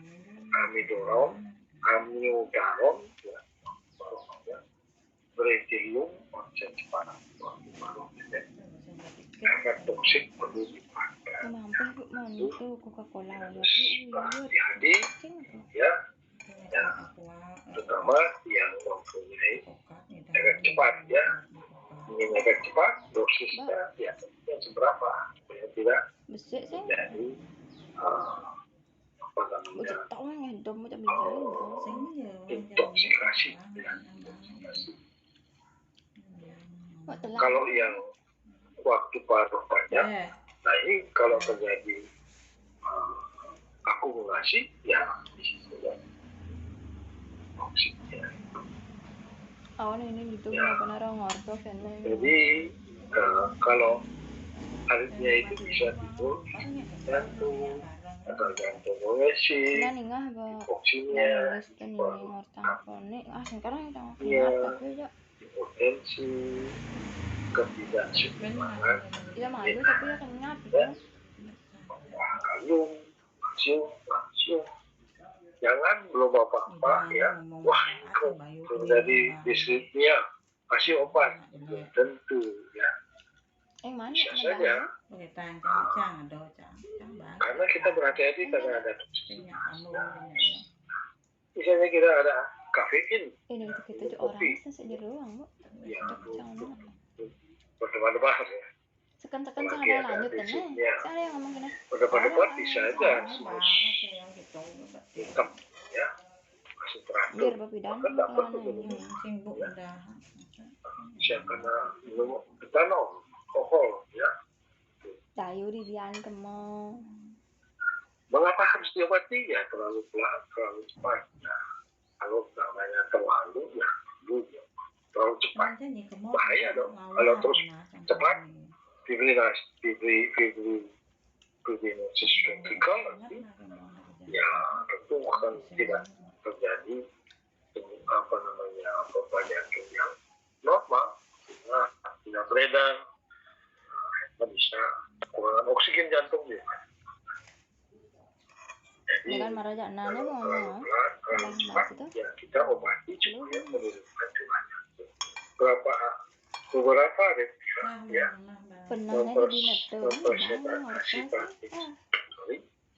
mempresipitasi gangguan jantung yang lebih serius. Itu harus kita ukur dengan elektrokardiogram yang menghitung ritmenya. Nanti bisa dilihat yang mana serius, yang membahayakan ya. Karena itu terjadi hal-hal yang berhubungan jantung ya. Nanti aritmia dapat paradoks ya, mempresipitasi jangan secang kan gitu soalnya nak dadi kan dadi aritmia asimptomatik jadi kalau gejalanya minimal tidak bisa kita prediksi dayu bisa orang tuh dayu sih ada kan bang ya nomor gitu masanya satu sketch tulis sak biar nampak lah ya itu lah mengensinya gitu nah. Tapi kalau misalnya ya betul karena habis kopi atau stres ya. Nah itu dari obat-obat resepnya atau aritmia ya ada sampai petitonya ya. Semua sudah saya sampaikan ya. Mudah-mudahan ya Anda bisa memahami ya. Tetapi karena Anda sebagai orang farmasi tentu tidak seperti dokter ya. Kalau dokter kita harus tahu gejalanya dan kita tahu mendiagnosa. Nah, Anda tentu berasal dari apa diagnosa dokter, kemudian melakukan obat-obat apa ya. Jadi dokternya menulis resep, ada yang melihat sehingga Anda paham resepnya itu. Ya mungkin saja nanti ada yang kontraindikasi dalam kombinasi dan sebagainya. Itu penting diketahui. Dalam situasi-situasi itu ya tentunya perlu dipertimbangkan. Dalam kolaborasi Anda inilah yang ya peran Anda ya di dalam pelayanan kesehatan ya. Nah itu saya sudah sampaikan yang topik utama ya, ada kaitannya dengan obat-obat yang lain Dia kan tahu kondisi kita itu di juga sini seperti apa bisa gitu. kalau tidak Gimana? Ya tolong gitu. tangani dengan Karena baik, kan sebelum aja betul ada ya, kan. maka kombinasi obat itu tentu akan melihat Coba mana jalur mandiri kan orang siap saya udah ngomong apa berarti penyakit-penyakit yang orang menjadi terapi bisa kirim saya komorbid, coba apakah jalur mandiri apakah ada dislipidemia atau mungkin jadi apakah ada apa namanya ya hipertensi. Takon gitu. Terus Saya sudah berbicara nak misi orang bagaimana obat di kondisi hipertensinya, begini ya udah lah bagaimana gitu. obat Harusnya belakangnya langsung ngomong kalau memang ini hipertensi, biasanya narik bagaimana atau sih obat-obat jadi deh kontaknya langsung untuk gitu kayak komponen-komponen yang apa membuat dan penyebab pembuluh darah, ya. Nah di sana dalam obat-obat angina atau hipertensi ada juga yang komponen tinggi, ya. Pertama misalnya kalau hipertensi disebabkan oleh volume darah tinggi, ya tentu diuresis. Kalau misalnya ada yang angina, ya, yang mana terjadi komorbid hipertensi, ya kita juga menyiapkan obat-obat yang menentukan atau menjaga mengontrol dari hipertensinya. Karena hipertensi juga ada obatnya yang beta blocker. Ya, nah makanya di sini kita berbicara kalau hubungannya dengan kardiovaskuler pasti ada beta blockernya, ya. Kemudian ada kalsium channelnya, kemudian ada diuresisnya, kemudian juga ada dari kalsiumnya, kalsium channelnya, ya tentunya ada obat-obat yang tentunya nanti kalsium channel inhibitor atau blocker. Ya, saya kira jamnya sudah habis, ya. Namun saya beri kesempatan kalau ada yang bertanya. Silakan.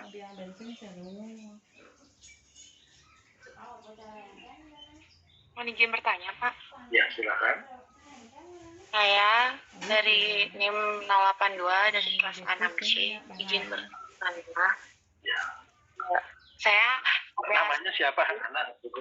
namanya Pandi Madi Priyanka Madiaratri. Ya. Oke, terima kasih. Saya mau izin bertanya, ada sepupu saya itu kan gendut orangnya, Pak. Di situ dia tuh punya riwayat darah tinggi. Nah, mungkin karena gendutnya tersebut, beliau kena kayak jantung bengkak tuh apa nih penyebabnya? Apa karena tensinya terlalu tinggi? Nina bedeknya lah Seperti apa? nyamuk penyakit gitu-gitu Obatnya itu itu kayak harus dimix sama darah tinggi dan jantung ya? itu kan biasa tuh badannya bahasa tuh Pertanyaannya apakah obatnya karena rentan hormon tuh kena ya, apa namanya hipertensi dan maka itu ya. kena obat hipertensi lah memicu penyakit bagus lain pertanyaannya. asalkan Nah, dar sebagai terus umur hidup gitu loh Ya, kita jangan dar terus Nah, ada nang ini selingan kalau istilah memang ada kan gendut ya. butuh banget Gendut itu makanya overweight. cara mau vaksin pak tuh mau minum udah setiap hari Ya, diawali dari tapi kalau memang nak lu taruhkan timah tuh lo ya, kan bekeras soal hipertensinya ya yang tinggi. nggak makan Jika tidak melakukan suatu pencegahan, oh sih langsung jumlah tuh gitu glukosa. bicara mah nak arus ya kadang kan di ngah Dengan adanya umur berapa ya? 100 riut Halo, Pandi, umur berapa? Sekitar umur 50-an gitu, Pak. Oh, sudah. Ya, sudah berumur. Ya, umur. Nah, apalagi umur itu kemungkinan besar ya pada saat tertimbunnya glukosa itu juga dietnya ada kolesterol, hiperkolesterol. Ya, makanya perlu dilihat apakah ada hiperkolesterol.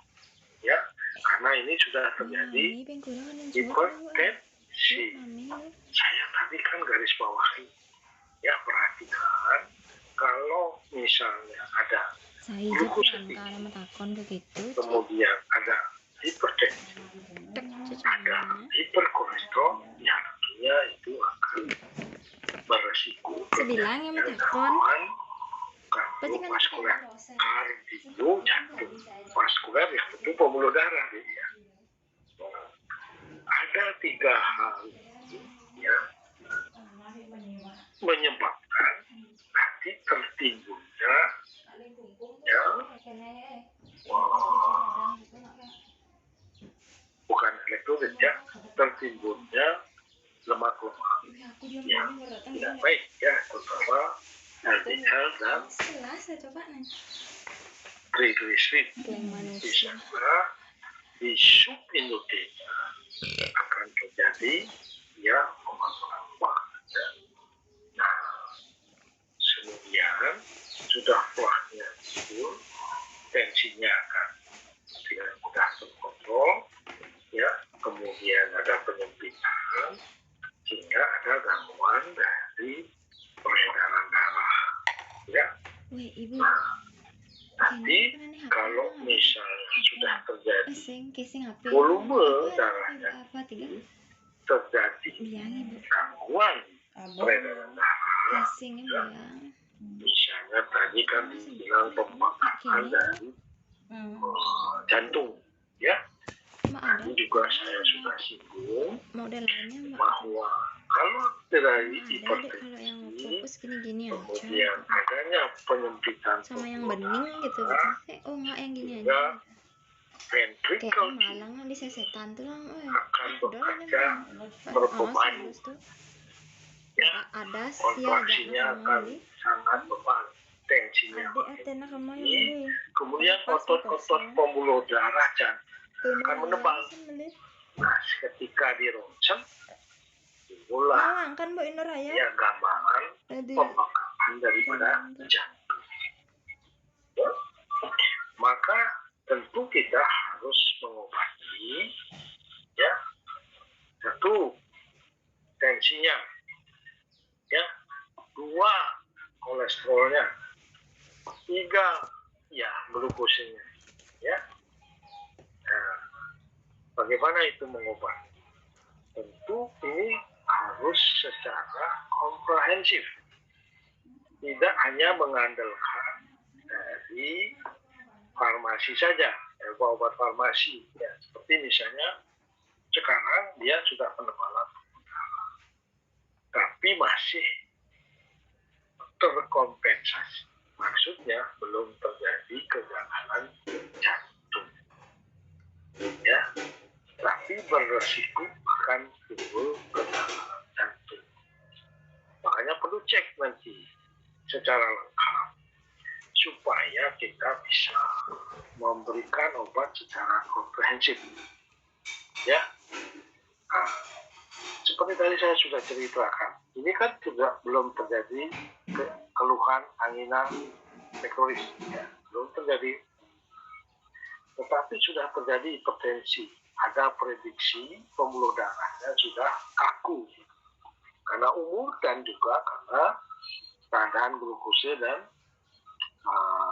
kolesterolnya ya. Kita tidak tahu apakah sudah terjadi arteriosklerosis atau tidak ya. Nah, tetapi prediksinya resiko terjadinya arteriosklerosis sudah tinggi, high risk namanya ya. Kalau ada kolesterol tinggi, glukose tinggi, kemudian ya hipertensi, jadi high risk untuk terjadi arteriosklerosis. Ya, bayangkan saja arteriosklerosis itu penyempitannya adalah seluruh pembuluh darah ya, terutama yang kita takutkan pada organ-organ yang utama, yaitu jantung, kemudian otak ya, kemudian juga ginjal ya. Kalau misalnya penyempitannya sudah keras sekali, apalagi terjadi spasme ya, terjadi gejala angina itu tentu serius ya. Nah, supaya tidak terjadi anemia, ya tentu kita harus cegah. Maka harus pemeriksaan dari kolesterol, gula darah, kemudian jadi tensi, ya. Kemudian juga kalau bisa ya sampai dengan elektrolit yang bagaimana ada kalsium dan bagaimana natrium, kalium, ya. Nah, karena tadi ya kalau misalnya ya tinggi kolesterolnya, nah maka perlu kita berikan obat kolesterol, ya, supaya menurunkan ya menjadi ya normal, ya. Tetapi kalau anak umurnya sudah 50, walaupun kolesterolnya juga kalau terjadi sudah penyempitan dan terjadi gejala anemia, ya kita tetap memberikan suatu obat pencegahan dari peningkatnya kolesterol, tapi maintenance namanya ya, untuk mencegah. Karena dosisnya beda. Kalau dia sudah hiperkolesterol, kita pakai dosis terapi. Ya, kalau dia untuk mencegah timbulnya lagi, makanya kita pakai dosis inisial. Ya. Nah, jadi begitu masalah kolesterolnya. Nah, sekarang masalah hipertensinya, ya sudah ada penimbulkan penebalan dari ventricle, makanya dikatakan jantungnya membengkak. Ya, nah itu berarti tensinya harus dikontrol. Ya, sekarang memilih obat. Nah ini sih jantungnya masih kompensasi, jadi belum terjadi kegagalan. Ya, maka kalau tidak terjadi ya gangguan asma, ya kita pasti memilih beta blocker, ya, untuk tensinya dan juga untuk menjaga suplai dari oksigennya. Jadi ada penjelasan kan, ya, pada akhirnya ya tentunya ada penyempitan pembuluh darah, tapi ya tentu beban karena ini sudah penebalan ventricle, beban jantungnya sudah sangat berat, ya, maka dikasih beta blocker supaya heart rate-nya menurun dan relaksasi dari venanya sehingga beban jantung akan berkurang. Nah, di sini kalau sudah terjadi spasme, ya tentunya harus dikombinasikan dengan obat-obat untuk mengurangi spasme dari koroner dengan gejala anemia. Nah, ini cukup belum ada anemia, cegahlah ya glukose, kolesterol untuk tidak terus meningkat. Malahan ya dietnya kita perhatikan. Oke, kalau tidak terjadi aritmia, ya tentu tidak kita memerlukan obat-obat untuk aritmia. Nah di sini kita bisa lepas dari aritmia. Tetapi karena ini obesitas, ini terapinya ya nutrisi, gizi, ya, dan tadi saya katakan harus komprehensif, ya. Kalau overweight itu tentu penyimpanan lemak, pembinaan glukose juga pasti tinggi, ya.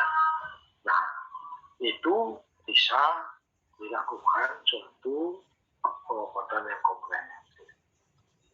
Ya, tadi mengenai hipertensinya sudah ya kita pilih beta blocker karena sudah terjadi beban daripada ventricle, atau bisa dikombinasikan kalau misalnya ada suatu ya hubungannya dengan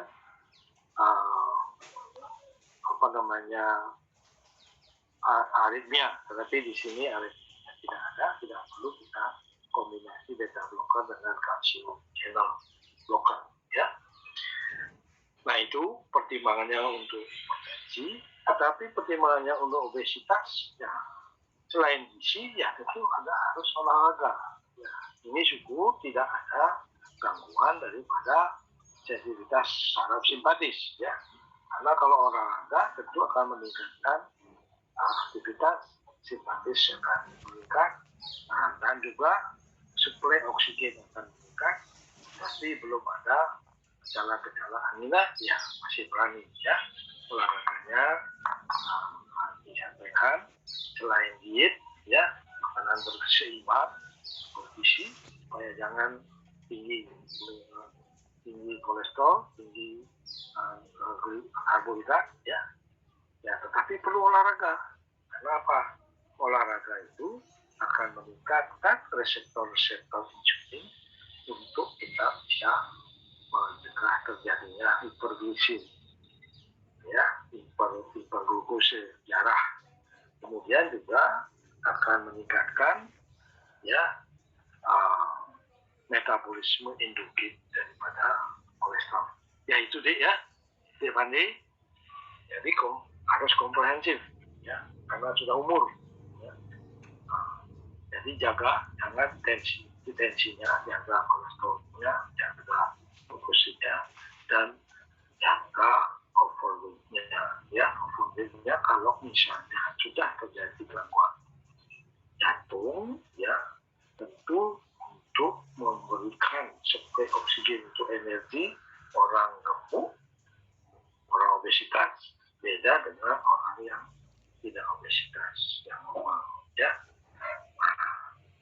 Terutama Pandi jangan gemuk ya. Ya itu yang saya bisa sampaikan. Terima kasih. Jelas kan? Jelas ya. Jadi karena saya mengajar secara komprehensif juga ya. Oke, yang lain silakan.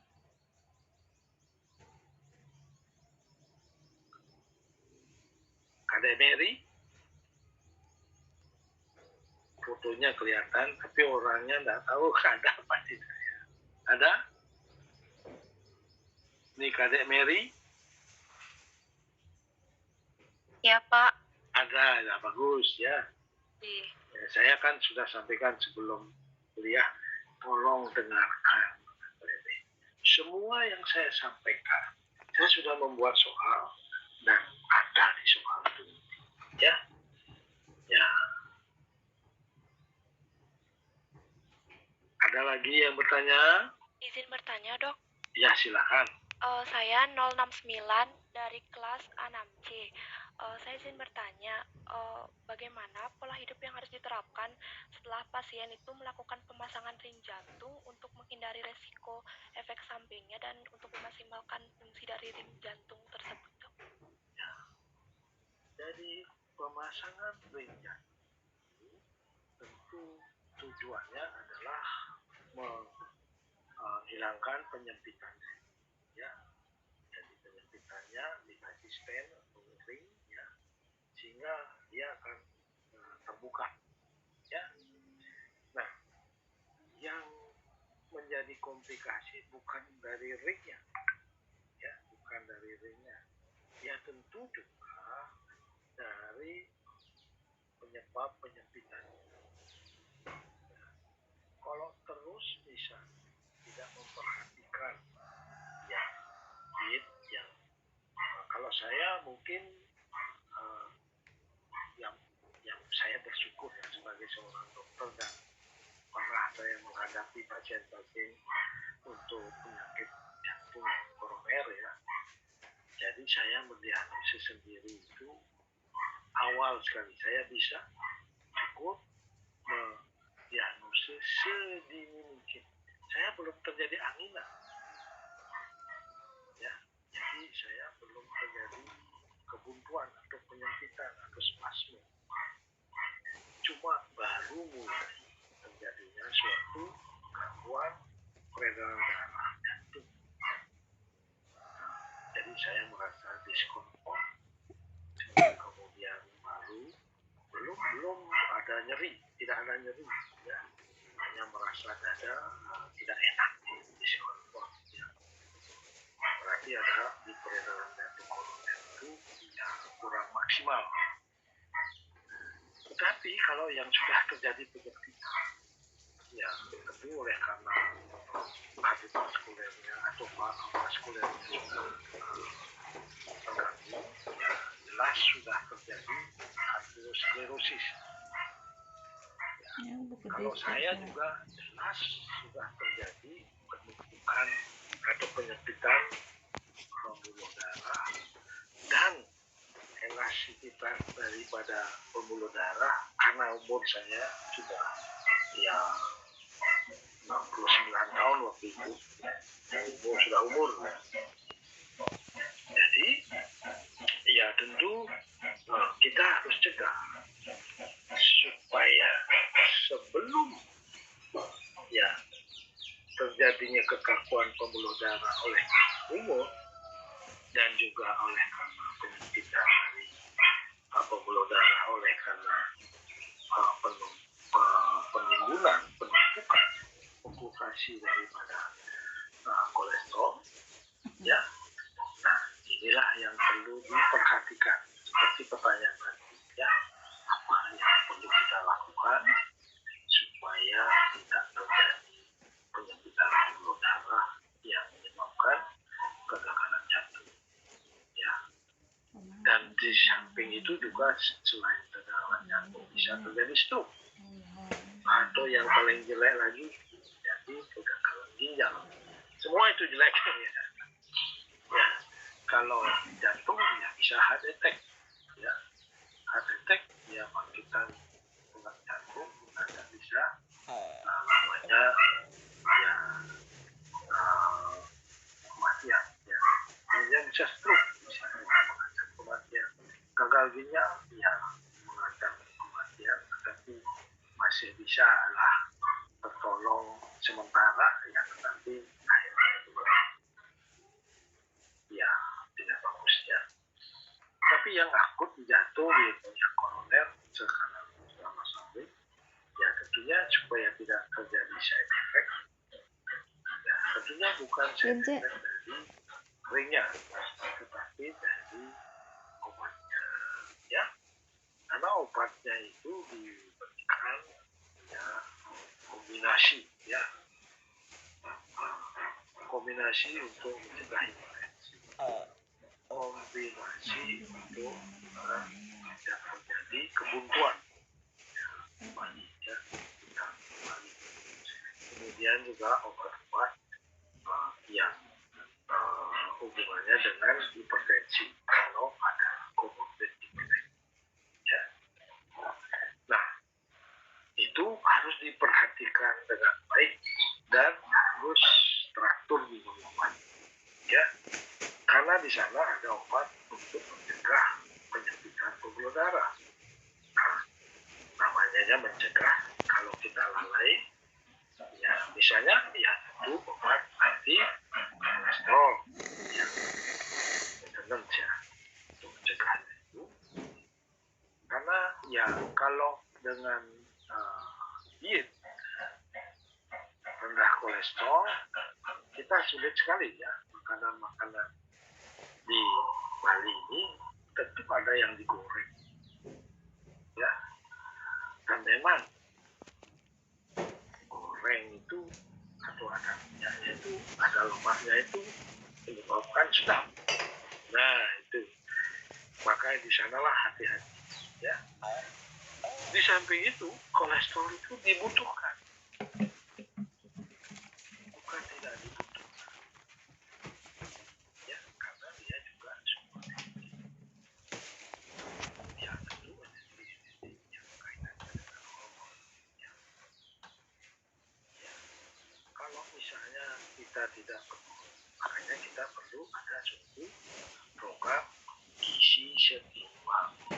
Gizi seimbang itu kebutuhan kolesterol ini dengan baik, kebutuhan karbohidrat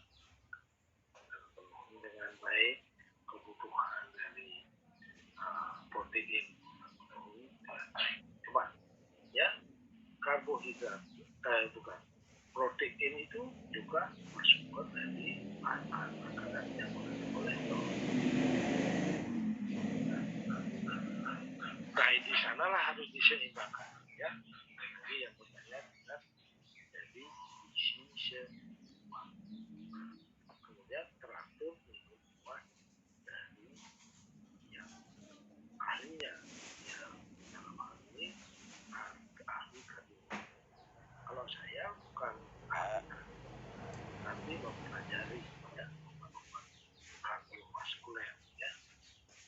ya oleh karena saya sebagai penderita kardiovaskuler dan juga saya sebagai dosen di farmasi punya kewajiban untuk memberikan kuliah mengenai kardiovaskuler.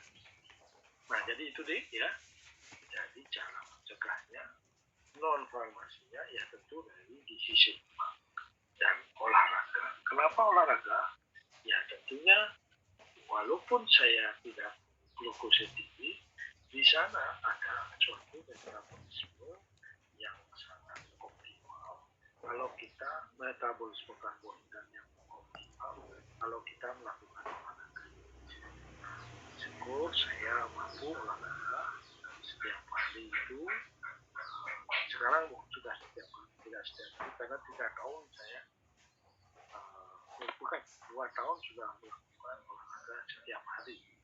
Sekarang saya sudah umur ya, jadi 70 tahun ke atas itu sudah ya ototnya sudah menurun. Nah, jadi tentunya harus dijaga dengan overtraining ya, karena kalau pernah kegagalan bukan kegagalan ya terjadi gangguan jantung kalau terlalu lelah ya juga menyulitkan ya. Nah, saya olahraga 3 kali seminggu ya. Sudah melaksanakan yang setiap hari 30 menit sedikit selama 2 tahun. Dan gizi seimbang ya tentu harus dilaksanakan. Tentu membatasi karbohidrat dan saya lebih banyak tambah sayur, buah dan buah ya. Jadi olahraga gizi seimbang, minum obat teratur, dan ini satu lagi adalah inner force ya, saya harus semangat ya. Saya juga Dok, terima kasih. oke. Ada lagi yang lain? Mohon maaf dok, untuk waktu mengajarnya sudah habis dok. Ya, oke. Ya, jadi kan saya akhiri kuliah ini dengan Om ya, nanti slide-nya saya kirim ya. Selamat belajar untuk UTS nanti ya. Baik, terima kasih dok. Baik, dokter. Baik, dokter. Terima kasih. Terima kasih dokter. Terima kasih dokter.